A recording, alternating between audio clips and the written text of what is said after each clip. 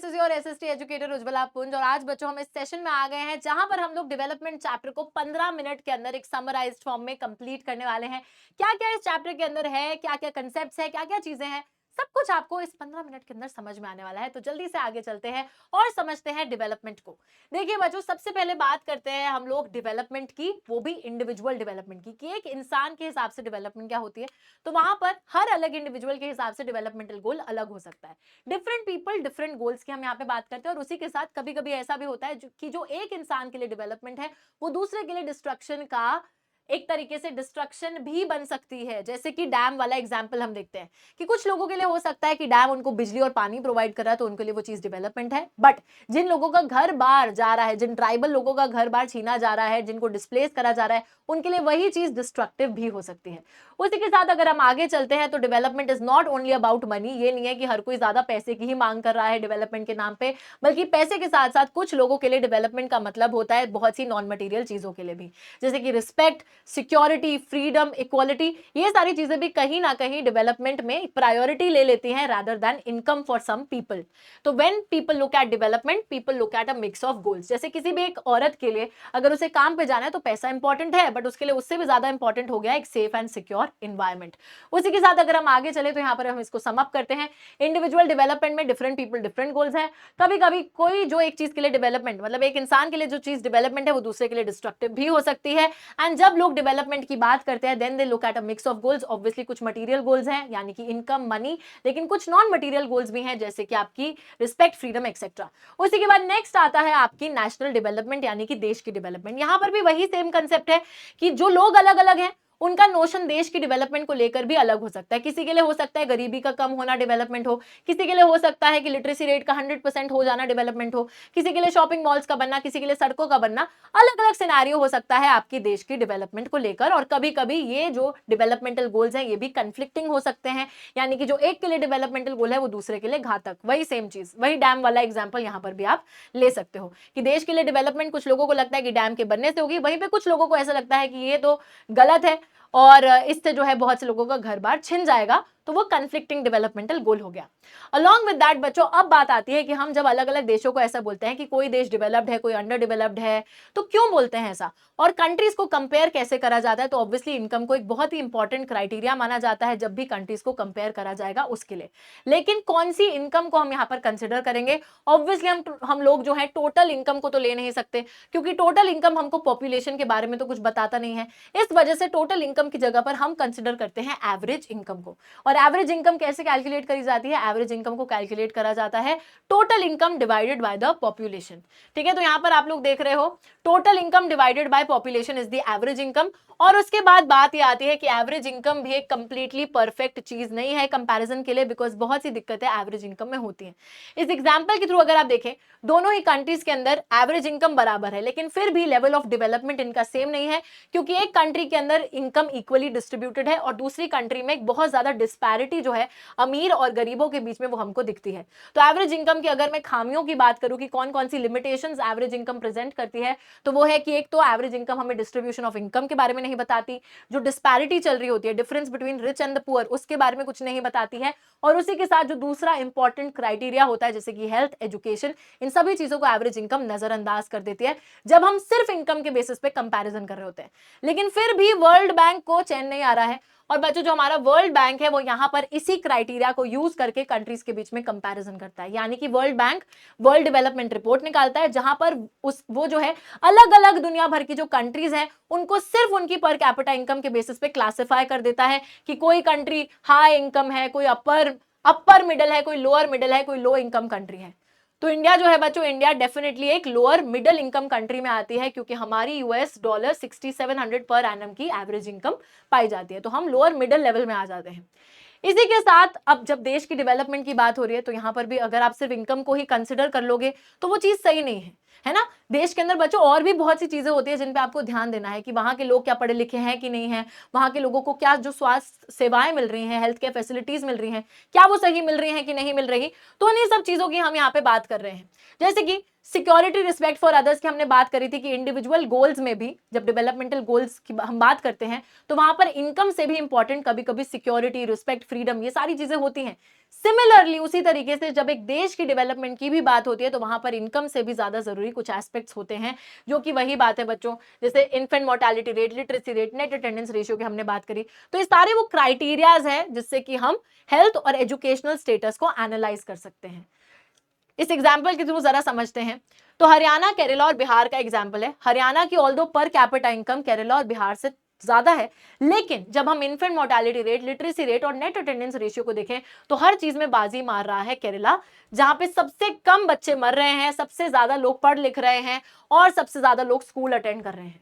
तो ऑल्दो थोड़ा सा डिफरेंस पर कैपिटा इनकम में है, लेकिन बाकी सभी सिनेरियोज में केरला बाजी मार रहा है, जिससे कि हमें क्या पता चलता है बच्चों कि only income is not an adequate indicator to compare different countries, बल्कि इनकम के अलावा और भी दूसरा क्राइटेरिया काफी ज्यादा इंपॉर्टेंट हो जाता है।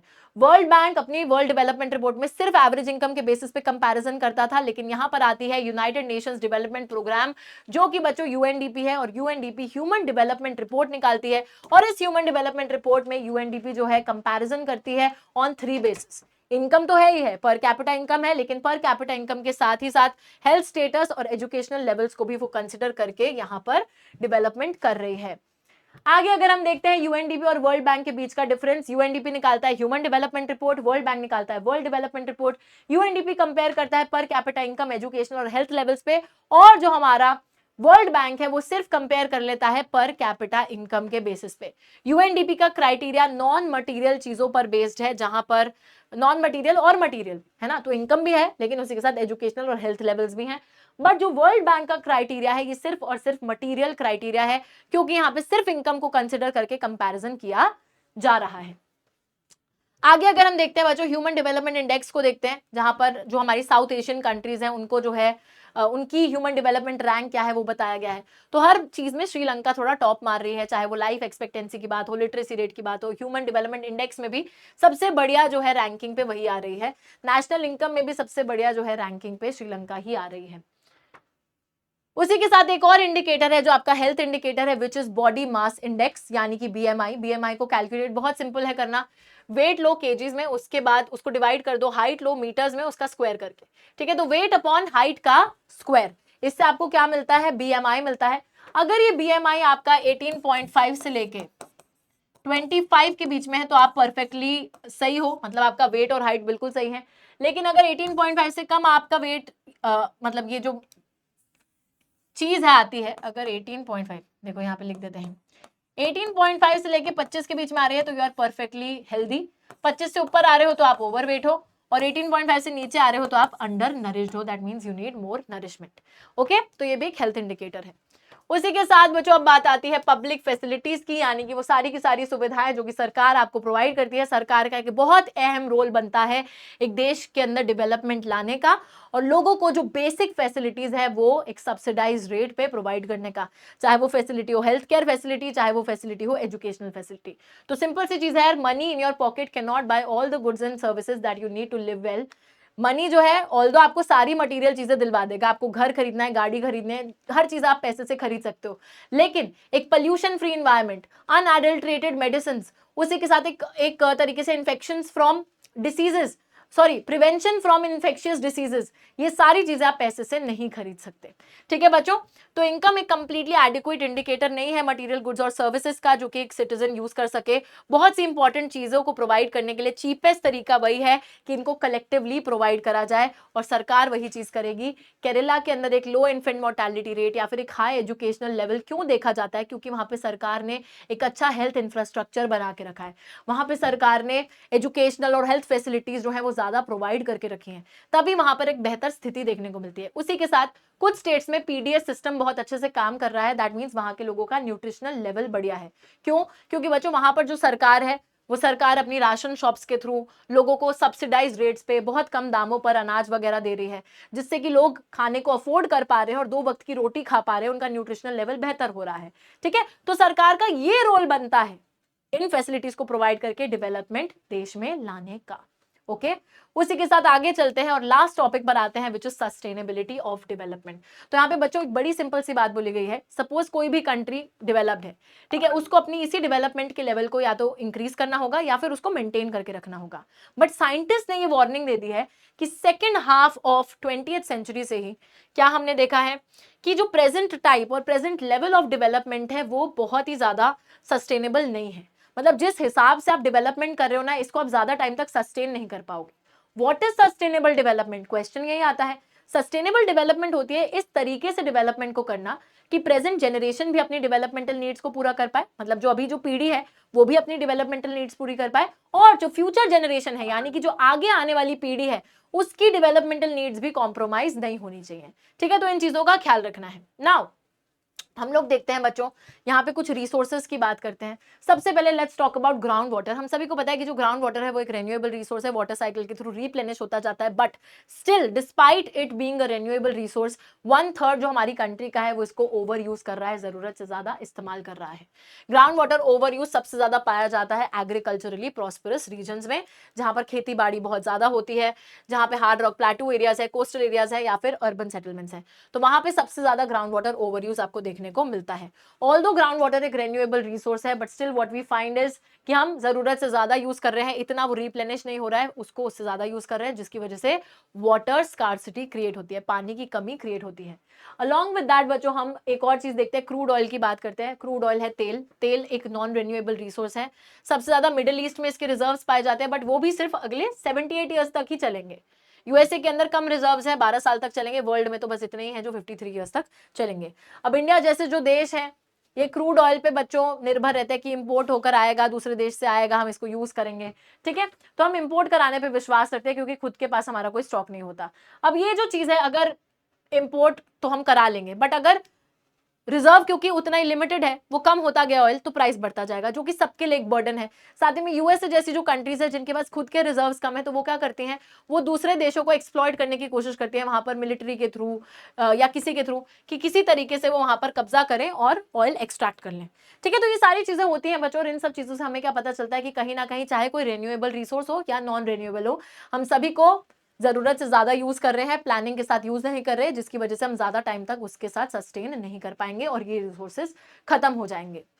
दैट इज वाई नीड क्या है, नीड यही है कि हम सभी का फ्यूचर जो है वो जुड़ा हुआ है आपस में, इसलिए हम सभी को साथ में चलना चाहिए, क्योंकि जब एनवायरनमेंट खराब होता है, जब कोई भी डिग्रेडेशन आती है, चाहे ग्लोबल वार्मिंग हो रही हो, ओजोन लेयर डिप्लीशन हो रहा हो, कुछ भी हो रहा हो, तो उसका जो इम्पैक्ट है वो वर्ल्ड वाइड हर किसी को पड़ता है, चाहे नुकसान किसी ने भी करा हो, इम्पैक्ट सभी को बराबर झेलना पड़ता है। तो इस वजह से, क्योंकि हम सभी का फ्यूचर साथ में जुड़ा है, हम सभी को एनवायरनमेंट को बचाने के लिए और एक सस्टेनेबल तरीके से डेवलपमेंट को अंजाम देना पड़ेगा, नहीं तो हम सभी जो है रिस्क में आ जाएंगे।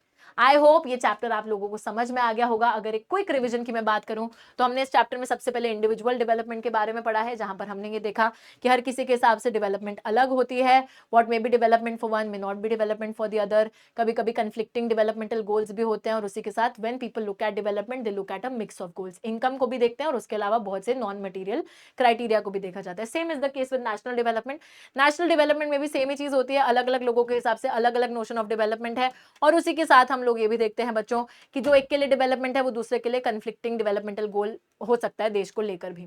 साथ ही में हमने देखा कि कैसे हम कंट्रीज को कंपेयर करेंगे, तो वहां पर दो अलग क्राइटेरियाज है, वर्ल्ड बैंक यूज करता है सिर्फ एवरेज इनकम के बेसिस पर, और यूएनडीपी जो है वो पर कैपिटा इनकम के साथ साथ हम लोग देखते हैं हेल्थ और एजुकेशनल लेवल्स के साथ में कंपैरिजन करता है। फिर बात आती है पब्लिक फैसिलिटीज की, जो कि गवर्नमेंट को प्रोवाइड करनी होती है सभी को कलेक्टिवली और चीपली, सारी की सारी फैसिलिटीज। उसी के साथ सस्टेनेबिलिटी ऑफ डेवलपमेंट की हमने बात करी, जहां पर हमें ये पता है कि हमें एक सस्टेनेबल तरीके से डेवलपमेंट करनी है, अपने रिसोर्सेज को जुडिशियसली और प्लान तरीके से यूज करना है, क्योंकि हम सभी का फ्यूचर साथ में जुड़ा हुआ है। एंड इसी के साथ बच्चों हमारा जो ये चैप्टर है ये हो जाता है कंप्लीट। आई होप कि समराइज्ड फॉर्म में आपको पूरा का पूरा चैप्टर बहुत आसानी से समझ में आ गया होगा। Thank you so much, take care and bye bye.